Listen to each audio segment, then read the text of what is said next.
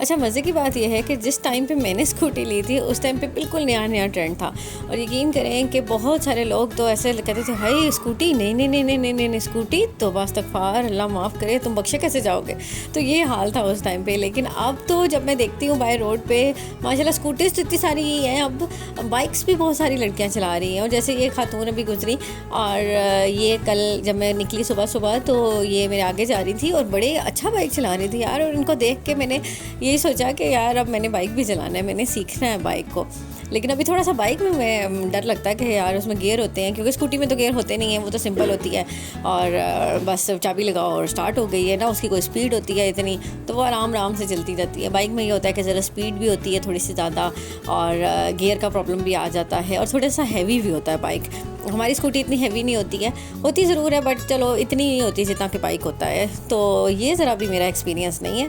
किसी दिन मुझे मौका मिल गया तो मैं ये भी चला के ज़रूर देखूँगी। अब इनको देख के ना मेरा बड़ा दिल कर रहा था, कल जब मैंने इनके साथ-साथ चल रही थी तो अब एक दफ़ा मैंने एक्सेलेरेटर दिया, लेकिन वो ज़ाहिर है कि उनकी स्पीड ज़्यादा थी तो मेरी स्पीड तो 40 से ऊपर जाती नहीं है, तो मैं जितना भी एक्सेलेरेटर देती मैं उनसे आगे तो जा नहीं सकती थी। लेकिन ये है कि बहुत अच्छा लगा मुझे इन्हें देख कर और मेरा भी इनको देख के दिल किया कि मैंने भी बाइक चलाना है। और देखिए इंसान वक्त के साथ साथ ज़रूरतें बदलती रहती हैं। अगर आप ये कहें कि पहले वक्तों में ऐसा नहीं होता था, तो बहुत सारी चीज़ें थी जो पहले वक्तों में नहीं होती थी, लेकिन अब उनकी ज़रूरत बन गई है। अब हमें ज़रूरत होती है उन चीज़ों की, हम उन चीज़ों के बगैर नहीं रह सकते क्योंकि आपने सर्वाइव करना होता है।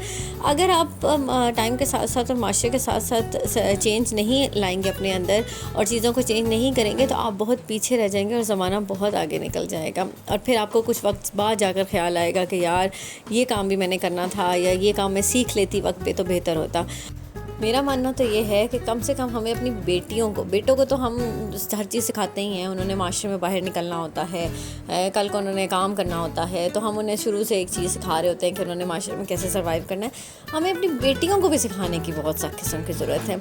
उनको हर चीज़ सिखाएं, ये नहीं कि सिर्फ जी हांडी रोटी तुमने सीखनी है या घर के काम तुमने सीखने हैं, सफाई कैसे करनी है, खाना कैसे बनाना है। तो ये चीज़ें सिंपल सिर्फ ये नहीं सिखाएं ज़रूर, लेकिन इसके साथ साथ उन्हें माशरे में सर्वाइव करना भी सिखाएं कि कल को अगर उस बेटी को ज़रूरत पड़ जाती है अपने पाँव पे खड़ा होने की तो वो किसी की शक्ल ना देखे, उसके माँ बाप ने उसे इस काबिल ज़रूर बनाया हुआ हो कि वो ख़ुद के लिए खुद स्टैंड ले सके, खुद के लिए भी स्टैंड ले, कल को अपने बच्चों के लिए भी स्टैंड लेगी। अगर आज आप उसे नहीं सिखाएंगे, वक्त हालात का कोई पता नहीं होता है कि माँ बाप कब तक से हयात हैं कब तक नहीं है। अल्लाह ताला सबके माँ बाप को लंबी ज़िंदगी दे, लेकिन ये पता नहीं होता है कि आने वाले वक्त में क्या होगा।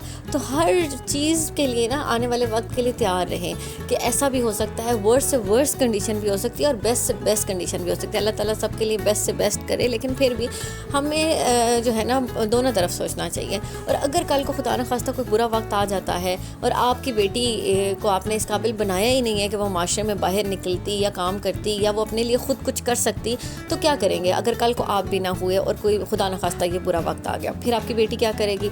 लोगों के मुँह की तरफ देखेगी, किसी एक भाई को देखेगी, किसी एक बहन को देखेगी, किसी एक मामू चाचू ताए फूफी खाला, किसको देखेगी यार वो कल को?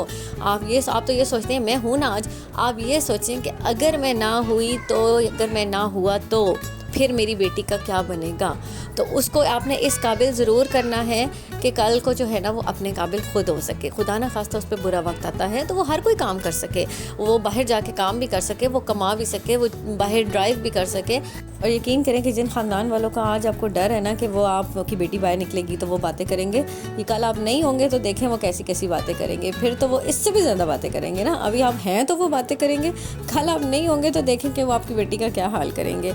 तो मेहरबानी करके अपनी बेटियों को इस काबिल ज़रूर बनाएं कि वो कल को किसी की मोहताज ना हो, वो कल को किसी के लिए मुश्किल वक्त आन पड़े तो वो उस वक्त को संभाल सकें, वो उस वक्त में खड़ी हो सकें। और आप उस टाइम यकीन करें कि अगर आपने ये काम आज किया हुआ होगा ना तो कल आप जब देखेंगे अपनी बेटी को स्टैंड लेते हुए तो आप उस पर फ़ख्र महसूस करेंगे। फिर आपको याद आएगा कि ये मेरा ही लगाया हुआ बीज है जो आज इतनी सख्तियों के दरमियान भी खड़ा हुआ है।